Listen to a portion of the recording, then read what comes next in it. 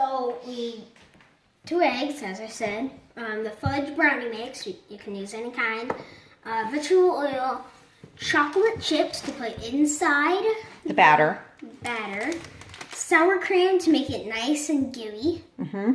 And Kit Kats. Today we're using Kit Kats. Sometimes we put different things on top of our brownies, but today we're going to do a Kit Kat brownie cake. So this will be fun.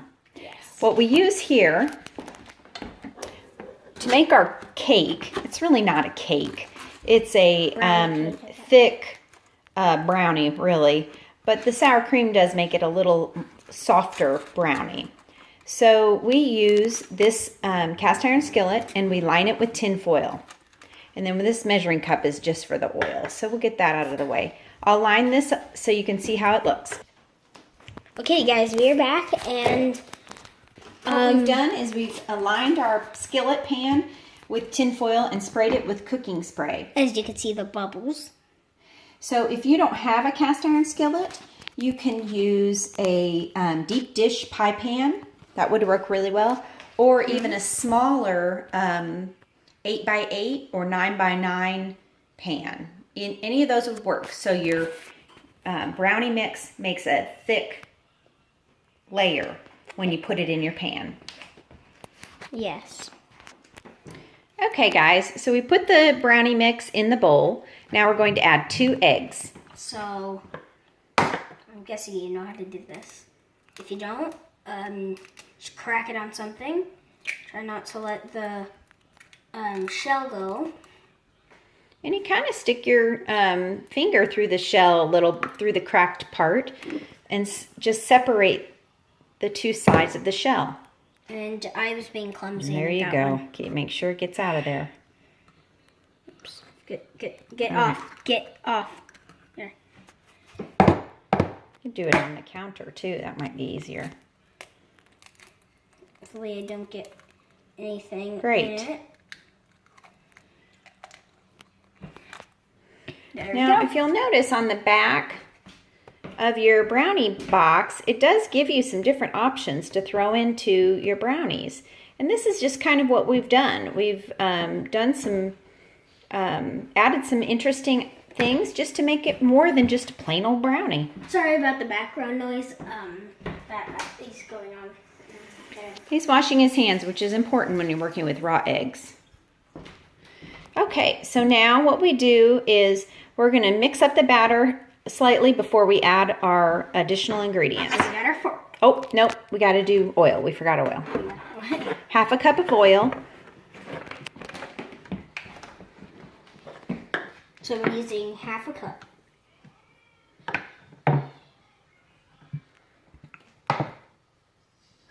I didn't do anything. Yeah, that was a little messy. Okay, now we're going to mix up the ingredients, and we'll be back with you in a minute. Okay, guys, we need to add water to this brownie mix. It calls for 3 tablespoons of water. Now, the key with making these brownies is you follow the instructions on the brownie box. That's the first step. The second thing is you decide what ingredients you want in the brownie. So, like Dr. Cook said, we're doing chocolate chips in the batter, sour cream in the batter, and then we're doing Kit Kats on top.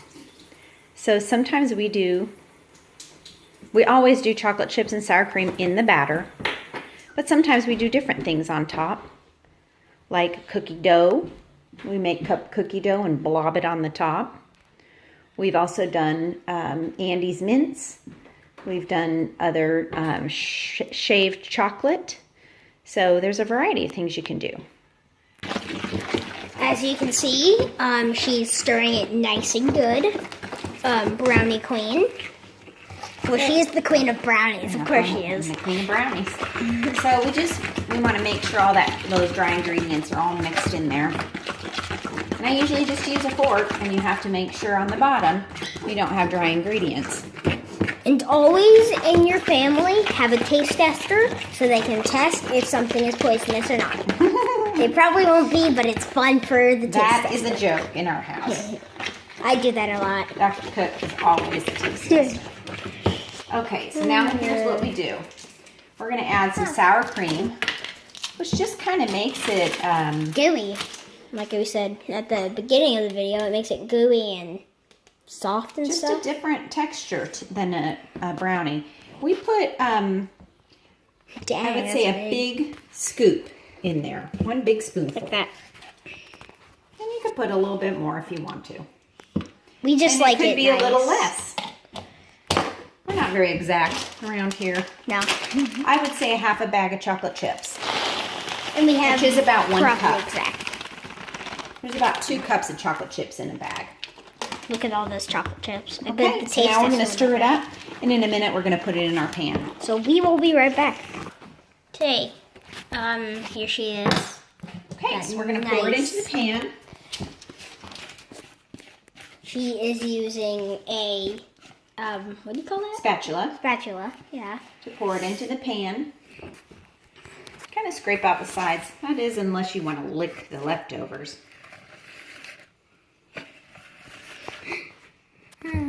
Some people don't like to lick stuff with raw eggs, but we're not opposed to it. I'm fine with it. Okay, so we're going to chop up some Kit Kats. So, what tool are you going to use, Brownie Queen? I'm going to use a large knife to do this. We're going to have to unwrap the Kit Kats first. So we'll be right back with you.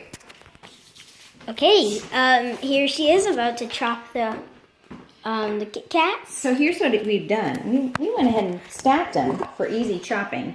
You can either use a pastry tool or you can use a knife. So either would work. I was going to use this because I think it might be easier. So there she is, So cutting I'm going to the make some just tiny pieces. cut some chunks. One question, Brownie Queen. Is it hard to cut the... It wasn't hard at all. Like, when they're stacked, was it hard to cut them? I suppose 2 stacks would have been a little bit better, but no, I didn't think it was too bad. Okay, so here we've got Lots of a chunks. stack, and I will bring my pan over, because that's a smarter thing to do than to carry over your candy. Yeah. And we're going to just Or kind of whatever you're using. sprinkle the candy on top. Now, you could use Butterfingers. You could use Snickers. You could do whatever you want. You Chocolate, could, some sort of chocolate or chocolate peanut butter mix is probably the best idea. You can even... Too bad can that one even- turned over. You can even use suckers if you want. It might be hard. Like, Suckers. you could. I suppose, But it might be hard to cut. Eat. You gotta think what's good with chocolate. Yeah. But suckers will be good too. If you love suckers and chocolate mixed together. So here's what we're gonna do. We're gonna follow the baking directions on the back of the box. There she is. And the box tells us our bake time is about 20 to 25 minutes for a 9x13. Our pan's a little smaller, so it's going to be about 36 minutes, I'm guessing. You need to just watch it and make sure that you don't overcook your brownie. Nobody likes a hard burnt brownie. No. Okay, let's put it in the oven. There she is. There we go. And Set the timer. We have the time. We're going to set the timer to...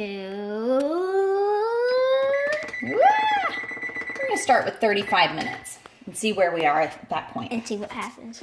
Yeah. So we will be right back. It's going to take a long time.